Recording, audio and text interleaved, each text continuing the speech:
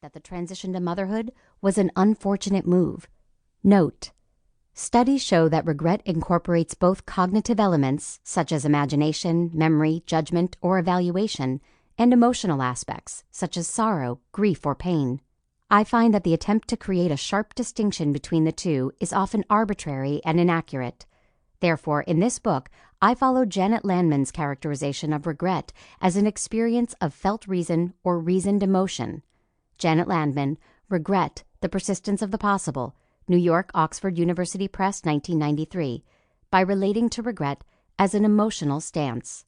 End note.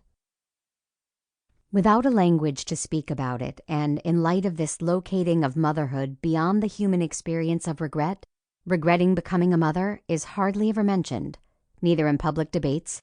Note: in 1970, the American columnist Ann Landers asked, in a methodologically controversial survey, the following question: if you could choose again, would you choose to be a parent again? More than 10,000 letters by parents were sent to the editors. 70% of them answered no.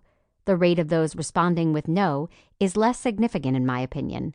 The importance lies in the fact that a survey on that topic was actually conducted, and especially that this happened more than 40 years ago. End note. Nor within theoretical and feminist writing on motherhood. Most writing about mothers and by mothers deals only with the feelings and experiences of mothers of babies and toddlers, that is, the initial time period following the transition to motherhood. There is a relative scarcity of references to the experiences of mothers of older children, or to mothers' retrospective accounts of mothering throughout their and their children's lives.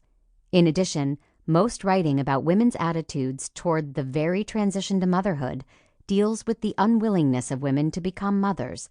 That is, it is mostly considered to be an issue of the other women, those who allegedly have nothing to do with the lives of mothers. It seems then that even in feminist theorizations about the topic, there is no room for reevaluation, let alone regret. On the few occasions in recent years when the issue of regretting motherhood has been addressed on the internet, it has tended to be regarded as an object of disbelief, meaning that its actual existence is denied, or as an object of rage and distortion, meaning that mothers who regret are branded as selfish, insane, damaged women, and immoral human beings who exemplify the whining culture we allegedly live in. These two reactions of disbelief and rage can be clearly seen in the stormy debate that has raged in numerous Western countries, and especially in Germany, under the new hashtag Regretting Motherhood, following an article I wrote in 2015 on the subject, published in the academic journal Signs, and a subsequent interview with me about it in the German press. As the discussion spreads online, comments such as these continue to be made against me personally for my research. This woman should be dragged out into the street, her teeth should be removed with a claw hammer, and then every child in the town should be lined up and made to cut a piece off of her with a knife. Then she should be burned alive. However, while this intense debate has been flooded with condemnations of those speaking up about regretting motherhood, there have also been a vast number of testimonies of relief brought forward by mothers who themselves regretted motherhood and had previously thought themselves alone.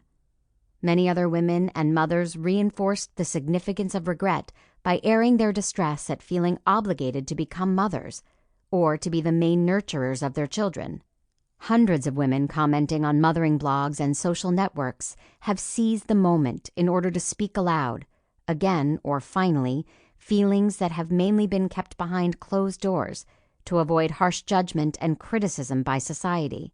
Clearly, we are facing a wide range of emotions about motherhood that are begging to be dealt with. Something is still profoundly missing from our public discourse about motherhood. Something still waits to be said, as if on the tip of the tongue, as long as regretting motherhood remains a deep-seated taboo. By means of my research, which took place between 2008 and 2013, I aimed to make room for this unspoken taboo topic by listening to women from different social groups and of different ages who regretted becoming mothers. Several of them were already grandmothers. In this book, I retraced the various routes these women took to motherhood, analyzed their intellectual, emotional worlds after the birth of their children, and explored the agonizing conflicts in their lives.